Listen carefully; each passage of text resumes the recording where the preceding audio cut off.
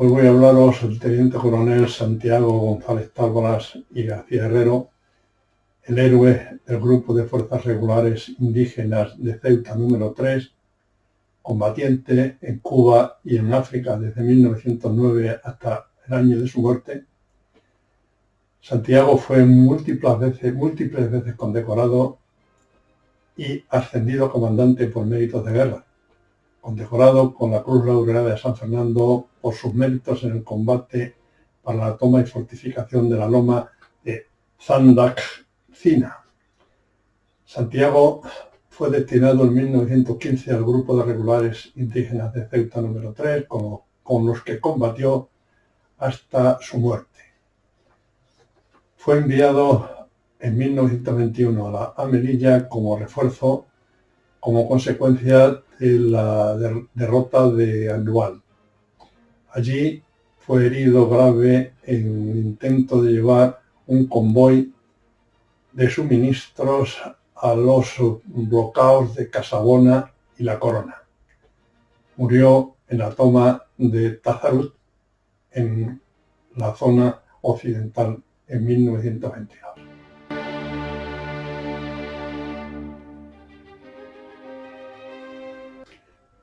Navarro, nacido en Pamplona en 1879 en una familia militar. Su padre, Ramón González Tablas, fue teniente general.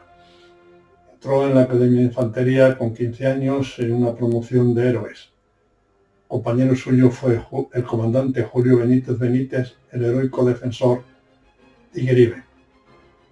Salió como segundo teniente y destinado al Regimiento de América, con cuyo batallón expedicionario fue enviado a la última guerra de Cuba. Allí combatió a las órdenes de General Weyler y fue condecorado por su comportamiento en combate. Ya capitán, fue destinado al batallón de cazadores de Madrid, con el cual combatió en la guerra de Melilla de 1909.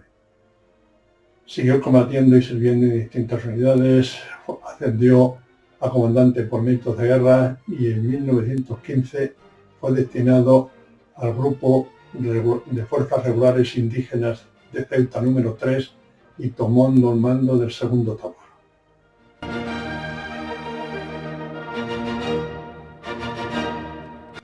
A partir de entonces, González Tablas siempre estuvo al mando de sus queridos regulares, salvo un corto periodo de 7 meses que al ascender a teniente coronel fue destinado a regimientos en la península.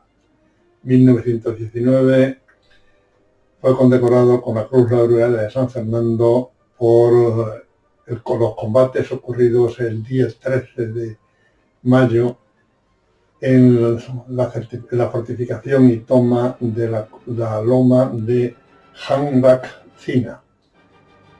Ese día, la sección enviada a desalojar al enemigo atrincherado fue recibida con un nutrido fuego que la hizo retroceder en desorden que se transmitió a las fuerzas al mando del comandante.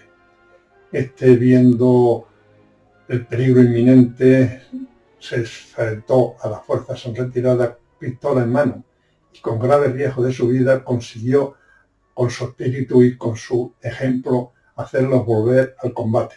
Aprovechando la situación, con todas las fuerzas a su mando, atacó con gran ímpetu al enemigo, desalojándolo de su posición y produciéndole muchas bajas.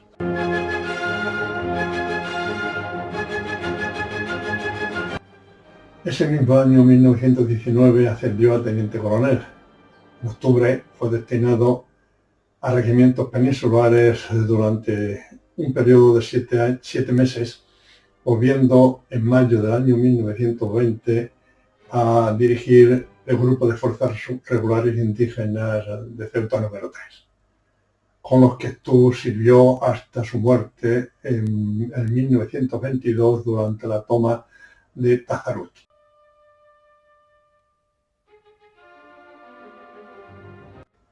En 1921 comenzó con los servicios habituales en la zona occidental del protectorado.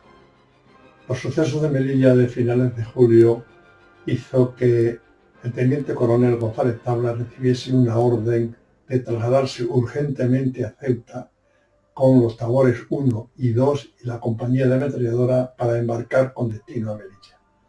Embarcaron el 23 y el día 24 llegaron a la ciudad. Empezaron combatiendo para crear un círculo alrededor de la ciudad que permitiera la defensa de esta y además fuese la base para la futura recuperación del territorio perdido. El 8 de septiembre se preparó una operación para hacer llegar un convoy a las posiciones de Casabona y La Corona, además de establecer una nueva posición entre Casabona y el Zoco el Jaro. Se prepararon dos columnas con refuerzos de la Legión y de regulares y del batallón de Burgos.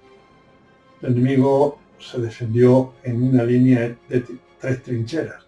Se consiguió desalojarlos de la primera, pero hubo la necesidad de una tercera columna mandada por el general Sanjurjo para poder cumplir la misión. Las bajas de ese día fueron 2 muertos, 2 tenientes muertos, uno de la Legión y otro de regulares, y 31 soldados. Los heridos fueron el teniente coronel González Tablas con una herida en la cadera izquierda grave, 5 tenientes, 2 alférez y 85 de clase de tropa.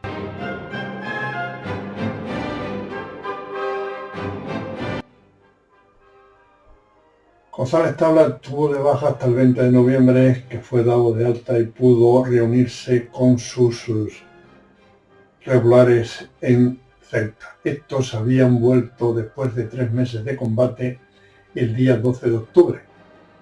Con 11 oficiales, 27 de ellos habían sido causados baja, con 140 soldados de los 700 que salieron.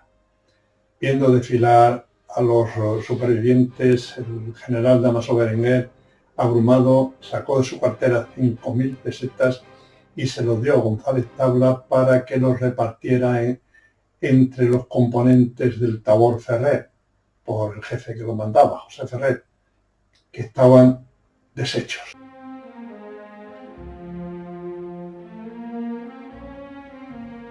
A finales de 1921, el alto mando consideró oportuno reanudar las operaciones en la Yévala, que tuvieron que ser interrumpidas en julio, cuando hubo que enviar los refuerzos a la zona de Melilla.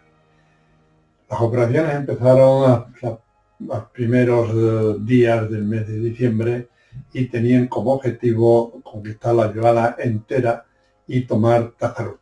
Tazarut era el pueblo capital de la Yévala y además la residencia del Rausini. El día 12 de mayo se inició la conquista de Tazarut, que fue tomada por la vanguardia de la columna del coronel Serrano, vanguardia que formaba el grupo de fuerzas regulares indígenas número 3 de Ceuta, a las 11 de la mañana. Poco después el enemigo empezó a presionar a las guerrillas de vanguardia de tal manera que fue necesario reforzarlas. El teniente coronel González Tablas y un grupo de oficiales mandaban la vanguardia. Y en ese momento fue herido de 2 disparos, uno en la mano y otro en el abdomen. El capitán médico del grupo de regulares le hizo la primera cura y ordenó su evacuación al hospital de campaña con un pronóstico grave por una herida de bala en el abdomen.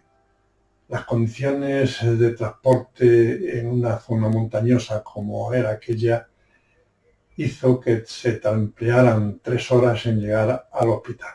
Al llegar al hospital fue operado por el comandante médico Mariano Gómez Ulla. El pronóstico después de la operación fue gravísimo.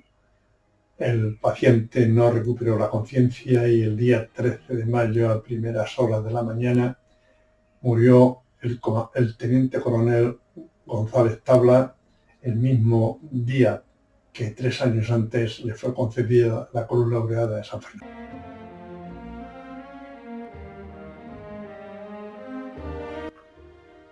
El día 13 recibió honores militares en el campamento de la columna del coronel Serrano y el alto comisario le impuso la medalla militar individual.